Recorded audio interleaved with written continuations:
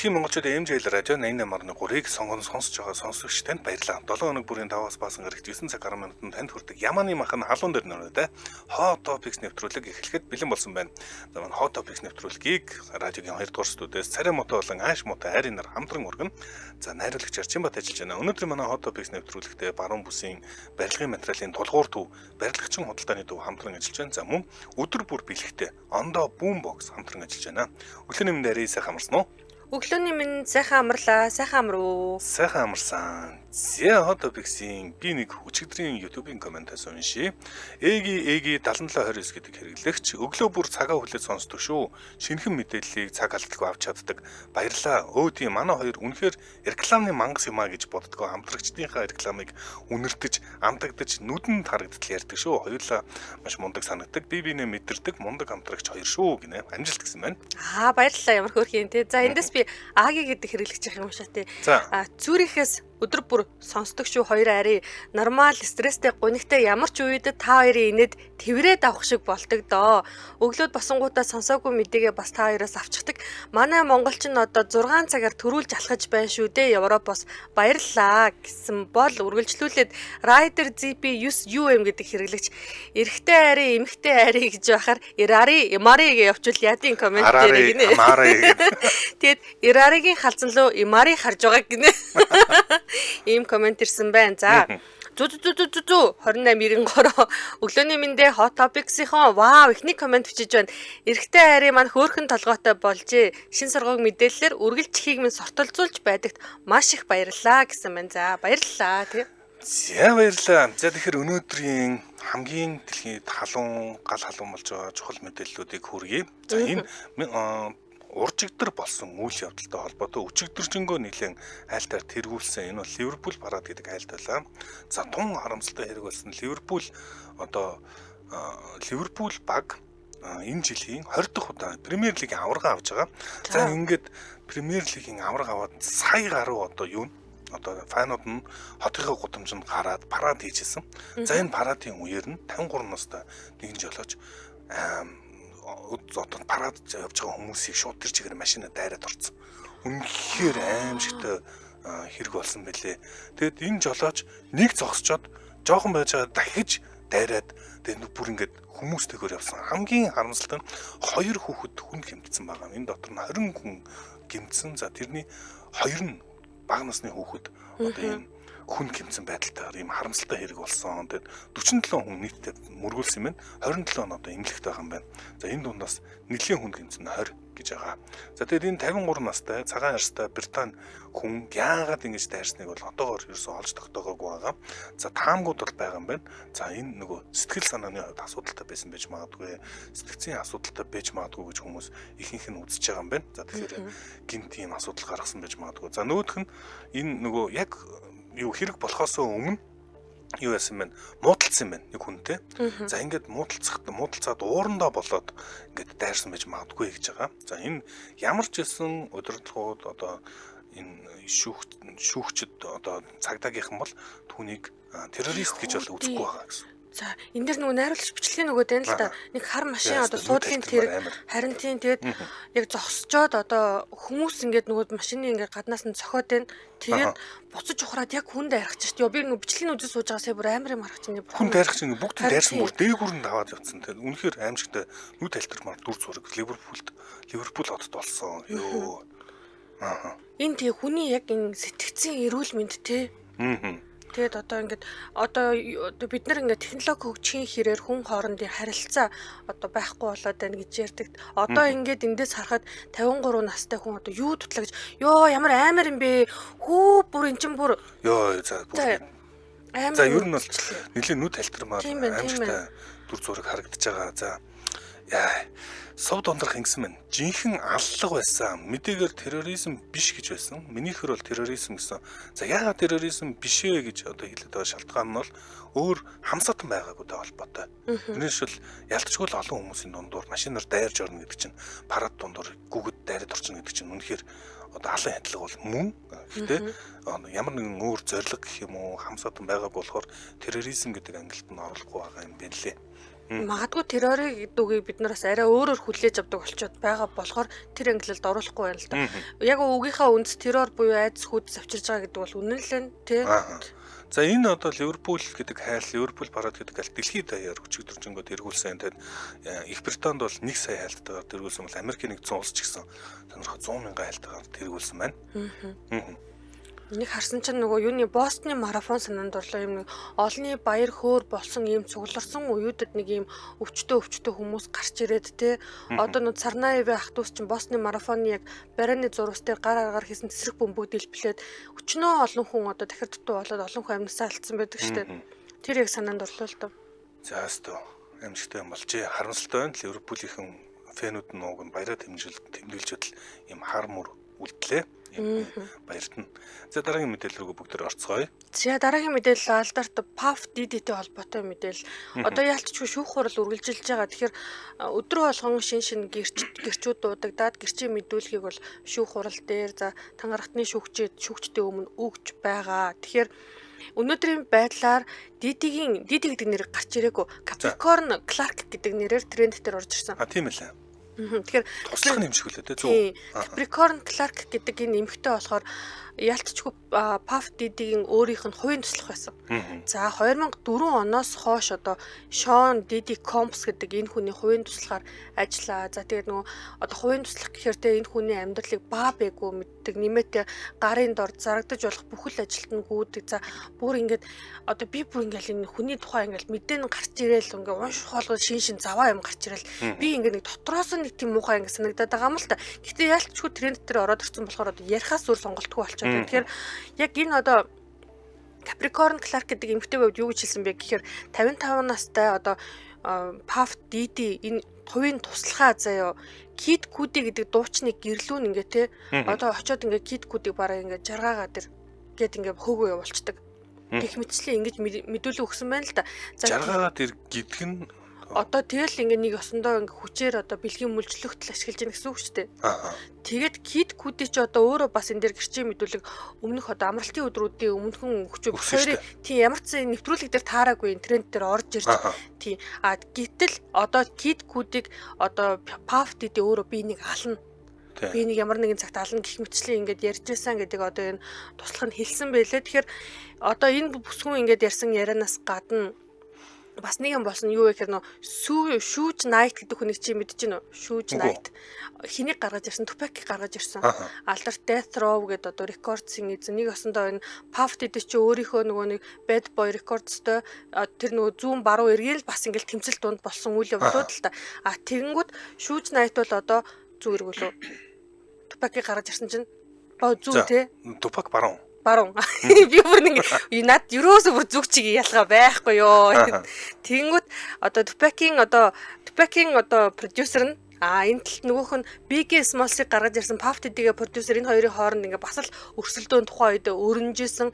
За тэгсэн чинь энэ бүсгүй өөрөө өмнө нь тэр Шүүж Найтад ажиллаж ирсэн юм байна. Тэрний мэдэнгүүтээ PAF DD тэгвэл би чамайг чи тэрэнд ажиллаж ирсэн, миний дайсанд ажиллаж ирсэн юм. Би чамайг ингээ алан тална гэд ер нь ингээ нэг тийм айдас хүйц тунд би ажиллаж ирсэн. Тэгээд хэрвээ миний зүгээс PAF DD-ийн эсрэг ямар нэг юм гаргасан бол би ямар нэгэн байдлаар энэ хүний гарт үхнэ гэдгийг ингээ үргэлж мэдэрдэг.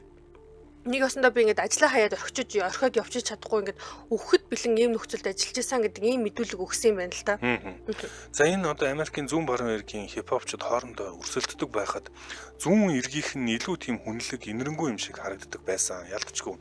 За одоо жишээ нь Biggie-г нас ороход алдартай Albi Missing You гэдэг дуу гаргаад гигийн дурсгалд нь хүнддэг чинь гээл ер нь нэг тийм дуулдаг дуун ч гэсэн баруун эргийнх нь чи ер нь бас одоо ари дөрөв хэлжээс илүү ширүүн, илүү дориун, хар бараан юм ийм байдалтайгаар дуулдаг бас гимт хэргийн юм шиг харагддаг. Тэрийг нуудгүй байсан бол нөгөө зүүн эргийнхэн бол илүү зөв юм шиг харагдаад байсан. Тийм ч болохоор магадгүй олон Холливуудын онод дуучид зүүн эргийнхэн PAF DD-ийг их тийм хүндэлдэг байсан юм шиг байна. Одоо эргээ харсан чинь яг энэ одоо дүрийн цаана үнэхээр яг мангас нуугдчихсэн байна. Энэ одоо шүүх хурлын өдөр болгон л Америкийн нэгдсэн улсад дуудагдж байгаа гэрч ярьж байгаа сэдвүүд нь тэрэн дээр орж ирээд байна л та.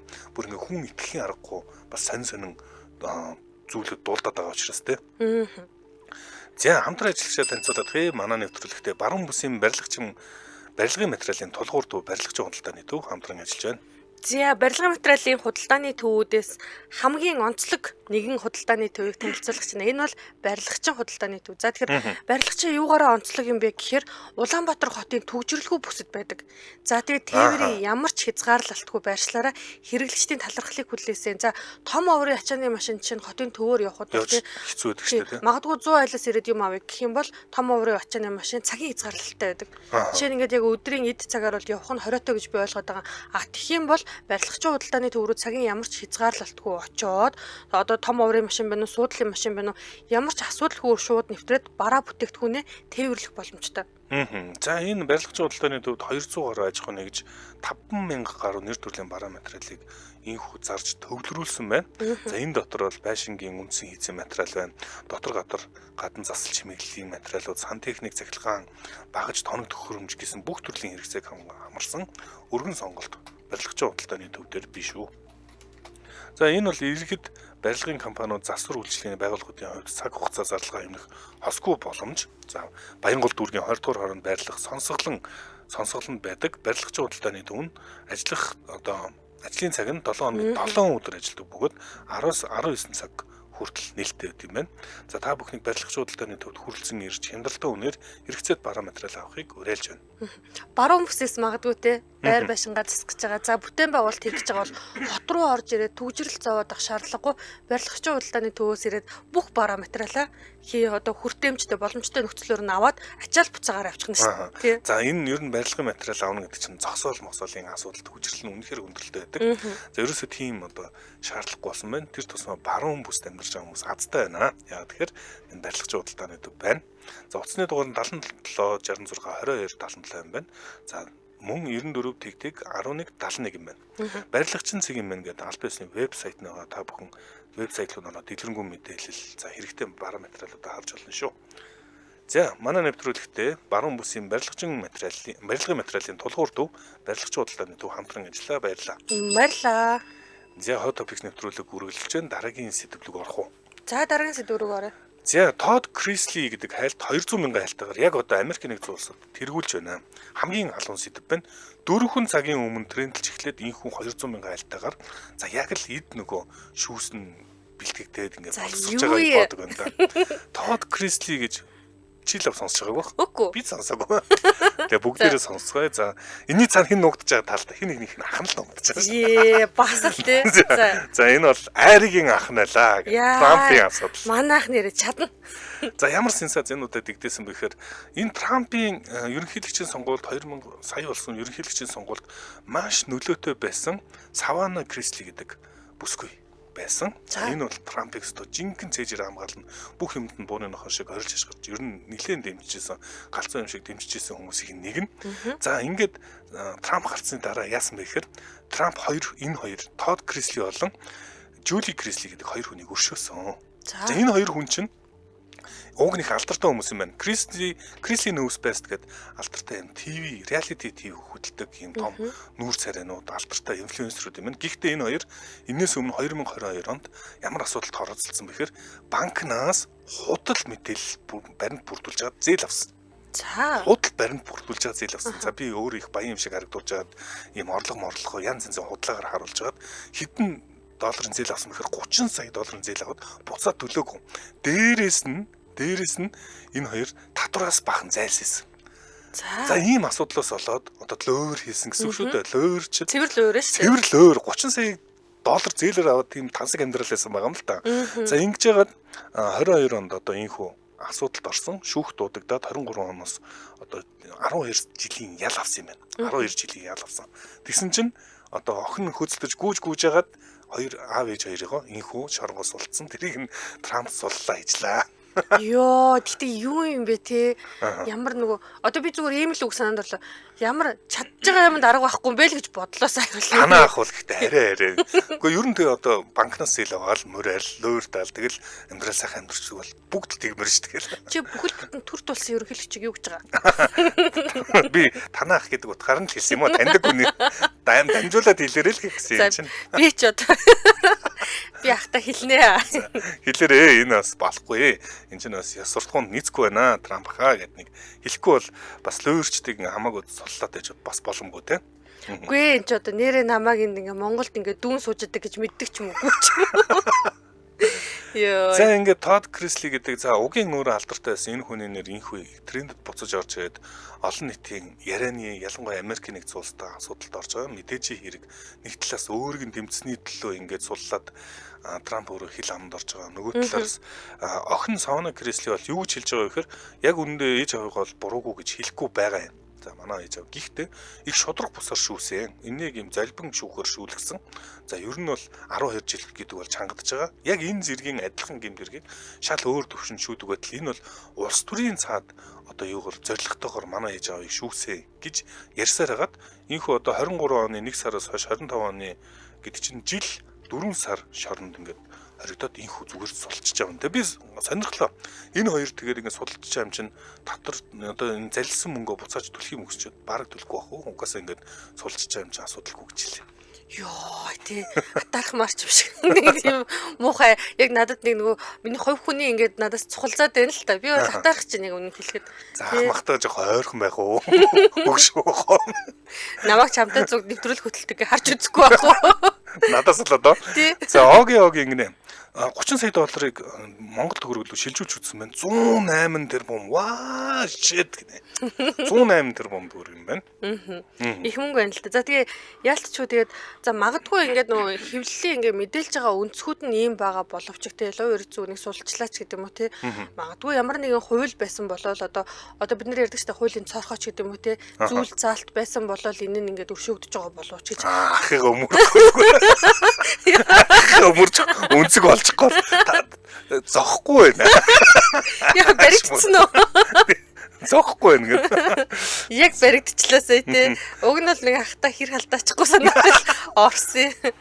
Энэ ах одоо бүр ингээ өөрөө хэр авчирч наагаад ах юм уу? Би намайг дугаагаад намайг чирээд ах юм гэдэг. За дараагийн мэдээллийг орцгоё. За дараагийн мэдээлэл бидний ичнээ сайн таних хүнтэй холбоотой мэдээлэл орж ирсэн. Гэхдээ би энийг түрүү би Оросын юун дээрээс Оросын тренд дээрээс биш Казахстаны тренд дээрээс оллоо л доо. Тэгээ Казахстаны тренд дээр баг нэгт явж ивүү яв. Киркоров Филипп Киркоров гэдэг хүнийг одоо бид нар одоо сайн таньна тийм. Монголд 2 3 удаа ирчихсэн баг тийм. Бүлтээсэн л ах байдаг байсан шүү дээ. Нэг тийм мэдгүй нэг тийм яг тулаад харуулж явах аймаар ч юм шиг харц яриад надад санагддаг байсан. Хүүхэд байсан шүү дээ тэр чинь одоо. За тэгсэн чинь одоо Оросын артист дуучин одоо алдарт дуучин Филипп Киркоров Кремльд болсон алдарт хөгжмийн зохиолч Дэвид Тухманов гэдэг хүний одоо 85 жилийн ойд зориулсан юм хүндэтгэлийн концертод оролцсон гэдэг ингээд зар нь бол тарцсан байсан. За Кремльд бол тоглолт бол угаасаа энэ чинь төр улсын баг ёслолын өндөр дээд арга хэмжээ шахуу юм болно шүү дээ. Ийм юмд Киркоров оролцсон гэдэг нэр нь тараа. За тэгээ бүр оролцохдоо энэ чинь хэд хэдэн уран бүтээлчийн нэрэн донд Киркоровын нэр нэлээд дээгүүртэй бараг 2 дугаар бичигдсэн байсан юм уу да. За гисэн чинь ингээд Оросын шоу бизнесийн хамгийн сор болсон ингээд төлөөллүүд урагдж зөвхөн урилгаар очсон энэ одоо хүндэтгэлийн арга хэмжээ тоглолтын үеэр Киркоров ирээгүй. За Ирээгүй нь одоо ингээд яагаад ирсэнгүү гэх мэтчлээ ингээд нөгөө нэг мэдээлүүд гарч ирсэн. Гэхдээ яг одоогоор болохоор нөгөө Путиний талаас гарсан уу марсан уу гэх мэт ингээд юмнууд явж байгаа боловч Киркоров өөрөө бас Санкт Петербургт болсон тоглолтынхаа үеэр түлэгдсэн юм байна. Нөгөө Жексон түлэгдсэнийг санаж байна уу? Тийм шүү дээ, тэр бичлэгийг би харсан шүү дээ. Харсан уу? Киркоров түлэгдэж байгаагүй? Тий. Гарч ингээд нэг юм дээрээс ингээд бууж дүүжлүүлээд бууж ирж байгаа байхгүй юу. Тэгээд хоёр гараараа ингээд нэг барьдаг юм юутай барьдаг юмнаас барьсан. Тэгсэн чинь хойноос нь юм далавчиг юмас нь ингээд салиуд буудаад байгаа байхгүй юу.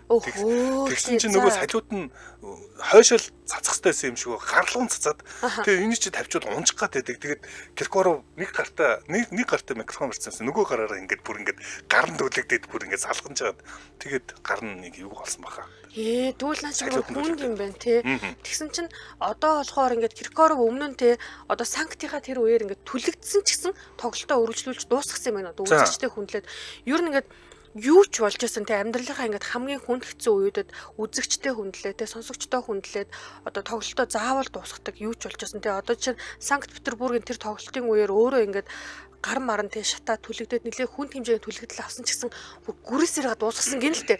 Одоо би бол түлэгдлээ өглөө хатлаа гэж зогсох төрлийн хүн байхгүй юу? Тэгсэн чинь одоо ясны уран бүтээлч хүн бол дуусгасан. Гэвчиг одоо Кремлийн энэ одоо юун дээр тоглолтын дээр яагаад ирээгүй вэ гэсэн чинь Санктын тэр бэртэл нь одоо юу идгээгүй. Идгээгүй юм. Би энэ муугаан гинэ.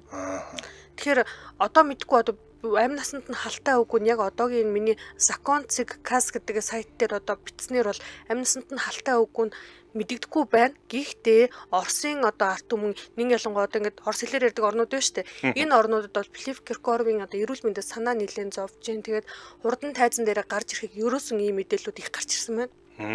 За хэрвээ одоо юу олчвол халдвар малдвар орчуулж бас ийгүүлтэй. Тэр нь бол төлөгдөлт бас ийгүүтэй. За дэмжиж ажиллагчаа танилцуулахыг панкреатинтэй байхад хоолноос бүү татгалцсан. Та хүссэн хоолоо идмээр байвч гэдэс тань дүүрээд ходоо тань хямраад байгаа юм биш үз. Нойр булчирхан цочмог өрөвсөлтэй болон өвдөлт зовиртой үед ч панкреатин танд туслана. Шинжлэгдсэн савлгатай шингээлтэн сайн панкреатиныг та өөртөө ойрхон бүх хэмжээ сангуудаас худалдан авах боломжтой болсон. Утасны дугаар нь 77 дэгдэг 3311 80 54 3311 манай нэвтрүүлэгтээ панкреатин дэмжиж ажиллаа баярлаа. Баярлаа. За одоо бикс нэвтрүүлэг дараагийн сэдвлөгөө бүгдээр орцгоё. Дараагийн сэдв гоё. За юу яа? Танаа ах бол манай ахын тухай ярина. Манай ах тэнд яаж юм бэ? Хойлоо гарч зоодлох юм боо. Бүр муудалцсан тийм маргааш болсон чинь. За SpaceX гэдэг хайлт 8 цагийн өмнөөс 100 мянган хайлттайгаар бас Америкийн нэгдсэн улсад тэргүүлж байна. Ер нь дэлхийд даяар технологи сонирхож байгаа, за сансар хөтөлбөрөөр судалж байгаа хүмүүсийн анхаарлын төвд байгаа. За энэ шалтгаан нь бол SpaceX өчигдөр нэгэн алдартай туршилтаа хийж дуусгасан. За энэ SpaceX-ийн гол зорилго чинь бол пуужинг дахин ашиглах зорилготой шүү дээ. За тэгээд пуужингийн хэмжээ нь бүр томорчод байгаа. Бүр томроо сүлдээ супер ультра heavy бустер буюу пуужинг гаргаж байгаа. 1 кг ачааг сансар руу гаргах зардал бол ер нь бол нэг 50-аас 60 мянган доллар байсан. Одоо энэ хүү маш хүнд ачааг даах хэмжээний юм одоо пуужинг ашигладаг болсон. Энийг дахин ашиглах анхны тохиолдол инхүү болж байгаа юм байна. Энэ өмнө нь ашиглаж байсан 1 сард ашиглаж байсан бустрыг инхүү өчигдөр амжилттай ашигласан. Гэхдээ харамсалтай нь нийлэх үедээ салах үедээ энэ бустер нь дэлбэрсэн юм байлээ. Гэхдээ энэ чинь нэг өмнө нь ашиглаж байсан бустрыг дахиад ашигласан гэсэн. Инхүү пуужинг дахиж ашигласнаар одоо нэг том одоо сансар эзлэх алхам урагшлаа гэж үзэж байгаа. Маш хүнд ачаа пуужин инхүү ашигладаг болсноор 1 кг ачааг сансарт хүрдэг $500 руу бууж ирсэн гэсэн байна. $500 гэсэн үг. За маш бууралсан байна шүү дээ, тий? 60 мянгаас явсан шүү. 60 мянгаас 5 мянгаас $500 болсон. За эднээс яг ингээд одоо саяных шиг дэлбэрхгүйгээр супер heavy booster инхүү дахин ашиглагдаад эхлвэл 1 кг бол ер нь асуудалгүй $200 болно гэж ярьж байна. За энэ тэгэхээр одоо сансар руу гарах Starlink гэж ярьж байгаа. За магадгүй Марсыг эзлэх төлөвлөгөө эднээс ярьж байгаа. Энэ болгоныг одоо нэг алхам урагшлуулсан ийм үйл явдал болсон. За энэ үйл явдал 2-3 өөр чухал одоо үйл явдалтай давхцснараа хүмүүсийн анхаарлын төвд байгаа. Юу вэ гэвээс Elon Musk ер нь улс төрийн асуудлаас холдсон. Холдоод ийхүү эргэн нэрэлт хийж байгаа. Эргэн нэрэлтээр ийхүү бас дараагийн амжилтаа гаргаж байна. За ер нь юм хийж чаддаг хүн гэдэг гайхамшигтай. Очоод улс төрд орж агаад асуудлын зарим хэрэггүй одоо төрийн албатуудыг цэвэрлж өгчөөд тэгээд тийм чухал ажлыг хийчихэд буцаад за би одоо болсон гэдээ гарч чадчихээн. Энэ чадчихээн. Би зөвхөн гайхуулмаар байна. Йоо тэр энэ өгүүлбэрээс сонсно юу хийж чаддаг хүн гайхамшигтай. Йоо энэ өгүүлбэр яг би одоо дотроо бодлоо. Яхараа бахарч ийн гэл. Энэ одоо хитэн төгрөг авчих юм болоо гэж бодсон ч юм хийж чаддаг хүн гайхамшигтай юм. Аяа. За тэгээд бас нэг үйл явдал тохиож байгаа нь Starbase гэдэг нэр өгсөн шүү дээ. Бүр өөр нэгсэн хоттой болсон. Starbase-ээс энэ супер heavy booster энэ одоо пуужин хөөрсөн. За ингээд Starbase гэдэг нэр авсныхаа дараа анхны одоо нислэгээ ингээд хүлээн авч байна. Дээрээс нь Skyfall project гэдэг энэ одоо нислэгийг маш ойроос үздэг. Бүр тусдаа төсөл яваад хүмүүс шууд үзэх тийм боломжтойгоор хангаад өгсөн байна. За тэгэхээр тэрийг нь харах гадаас хүмүүс хайж байгаа. Гэх мэт олон одоо үйл явдал давтагдаад SpaceX гэдэг хайлт инхүү тэргүүлж байна. Тэгэхээр нэр яг Elon Musk жишээ нь магадгүй те төрийн улсад гарч ирээд хүмүүс ингээд нөгөө тоон дотор үсэг гэдэг шиг хараад байсан боловч бас л нэр чиний хэлсэн шиг яг ингээд те юмыг нэг тийм тултал нэгдэх хүн бол ингээд юма хийхээ хичээл буцаагаал нөгөө өөрийнх нь бизнес нь ч гэсэн ингээд урагшлаалах юм те. За тэгсэн чинь нэр Tesla-гийн хувьцаа ерөөсөө хэдхэн өдрийн дотор 26% буцаад дэмэгдсэн. Ерөөсөө ингээл эргэн ирэлт хийгээл ийм л энэ да. Айёо ямар муухай өнгөрөө юм бэ энэ бүр ингээд өөрийнх нь дотоод хүн зүгээр цухалцах чи бүр гойчод шүү дээ. Зүгээр над руу харж байгаа харцсан марцсан зүгээр. Ахмаха зөв сонгоо шүү. За дараагийн мэдээл. За яах вэ? Юм ээлжтэй. Ээлжтэй яана. Дараа миний үе ирэхээр яах вэ? За дараагийн мэдээлэл энэ би бүр энийг ингээд энэ нэрийг тренд дээр хараад би баярлсан дараагийн ярих гэж байгаа зүйл яг нийтлэг одоо хүмүүс мэдгүй боловч яг энэ одоо ярих гэж байгаа зүйлийг би 14 жил үзэж байгаа хүн юм аа. Тийм үү? Тийм ээ. За One Piece гэдэг манганы талаар ярих чинь манга анимашн гэдэг. За манганаас хэдүүлсэн анимашн гэсэн үг шүү дээ. Би бол мангаг нь төрүүлж уншихаасаа илүү анимашныг хүлээж аваад үздэг хүн. Одоо 1192 байна уу? Тэр анги дээр явж байгаа. Тэгэхээр ингээд одоо 1999 оноос хойш үргэлжлээд энэ жил 26 дахь жилдээ гарч байгаа ийм одоо алдартай Ичиро Ода гэдэг хүний гаргасан One Piece гэж маш алдартай манга байдаг. Тэгэхээр One Piece бол далайн дээрэмчдийн хаан болох одоо Luffy гэдэг одоо хүүхдэх юм уу? Хүний одоо өөрийнх нь багт тохиолдсон адал явдлуудыг үзүүлдэг ийм манга л та. За ингээд өнгөц сарах юм бол тийм ингээд шал мангарч юм шиг ингээд тий гар маран сундаг тийм ирзэнэн хүмүүнтэй нэг тийм жоохон тэнэгжүү харагдан заяа. Гэхдээ ингээд дотор нь ороод үзэх юм бол энэ дээр ингээд хүний сайхан сэтгэл нөхөрлөл ингээд те найз нөхдөд харилцаа за тэгээд ингээд шудраг ёс нийгмийн ингээд нөгөө нэг одоо шудраг бус байдал гих мэтчлэн ийм ингээд зөндөө олон сэдвүүдийг ингээд бадсан цогц бүтээл гэж би хардыг. Тэгээ би энийг ингээд үзэх болгондоо энийг ингээд зохиосон хүн ямар супер юм бэ те.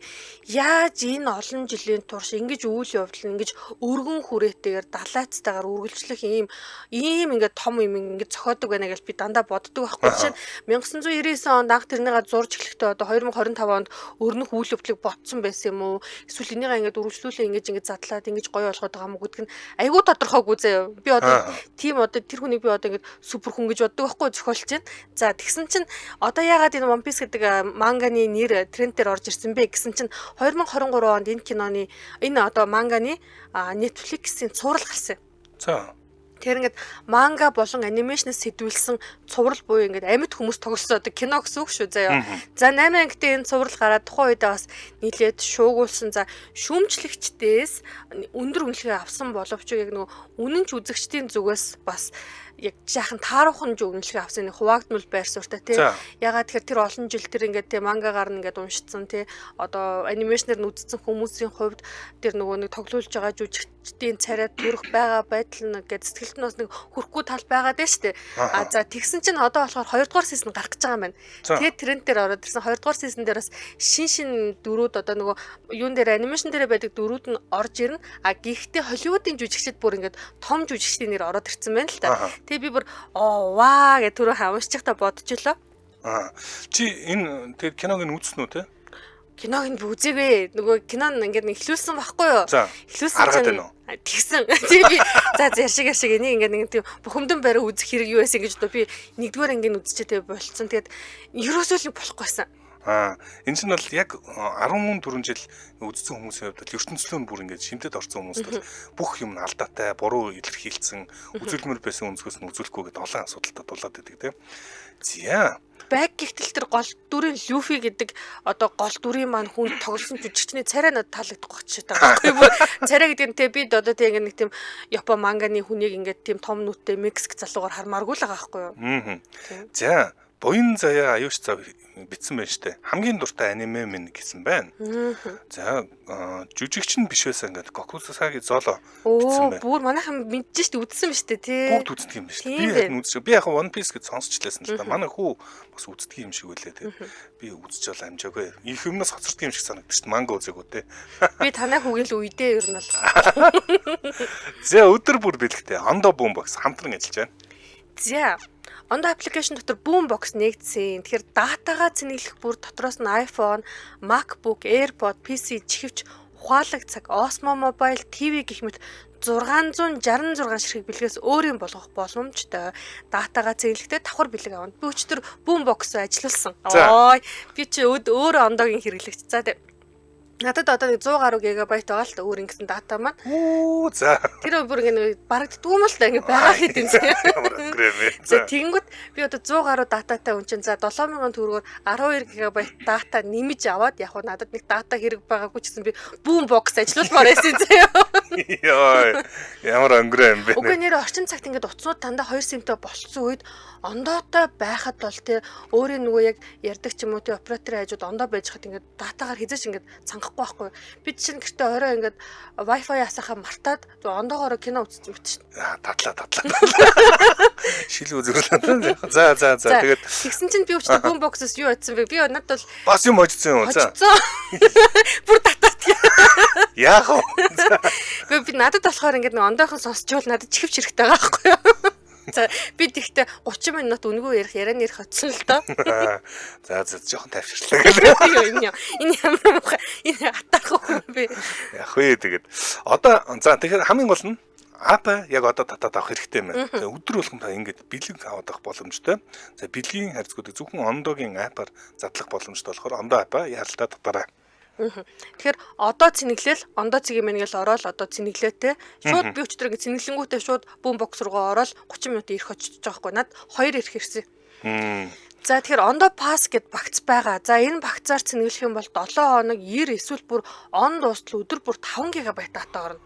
Йоо энэ бүр хизэж барж идэхгүй те. Дийлэхгүй. 7 хоногийн багцыг 1 ширхэг ирэх дагалдах бол 90 хоногийн багцыг 6 ширхэг ирэх.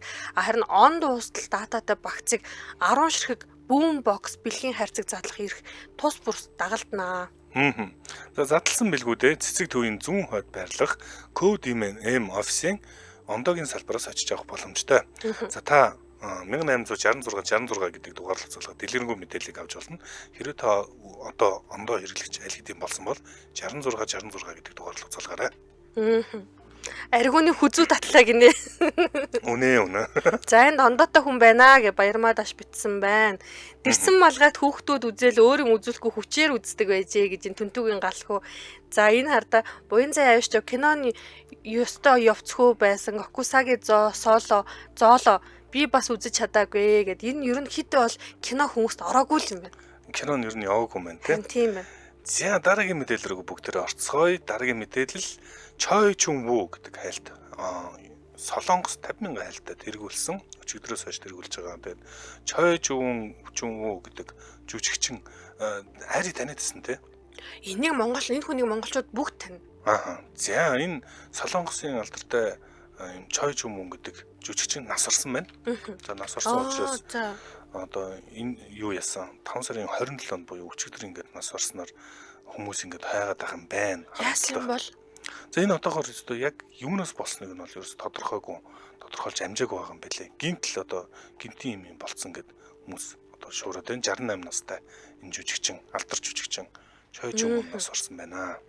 Энэ би одоо нөгөө юу мэдсэнгүү л дээ.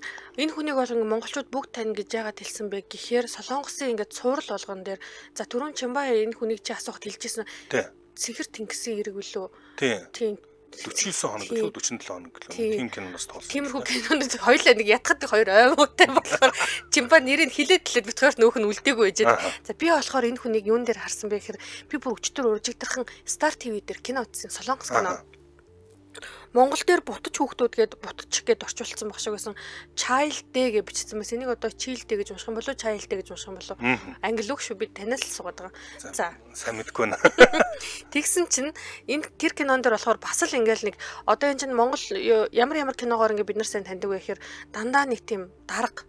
За цагдаагийн дарга компани босс эсвэл хатан маав нэг тийм сөрөг дөрөв за тий бас ингээд хөвчлэн би сөрөг дүрдээ л харж ирсэн байна яг үнийг хэлэхэд хин гэдгийг ингээд нэрийг мэдгүй гэхдээ энэ хүний дүр төрхийг бол маш олон солонгос киноноос үзчихсэн одоо жишээ нь ингээд манайхан ингээд зургийг хэрвээ харах юм бол хин гэдгийг мэдгүй бүгд л таньдаг болсон юм хүн байна л та нэг харсан л дүр байдаг шүү дээ би хүртэл бас харж л байсан айгуу танил дүр байна гэхдээ нэрийг нь бол мэддэггүй юм байна за тэгэд энд хонгор зул яндан жамц битсэн байна. Харамсалтай юм аа мундаг жүжигчин гэсэн байна. Хүслээ заяа бүхэл кинонд гардаг даа гэсэн байна. Энэ нэг тийм туслах жүжигчин бүх кино гараад байдаг нэг тийм жүжигчин юм шиг байна тийм. Туслах дүрээр. Гэтэ ингэж сэтгэлд ялчгүй хоногчсон юм л дээ. Тэгээд яг яасан нь бол тодорхойгүй байгаа юм байна тийм. Тийм нууцлсан байна. Өөртөө шалтгааныг нь бол нууцлж байгаа юм байна гэдэг нь.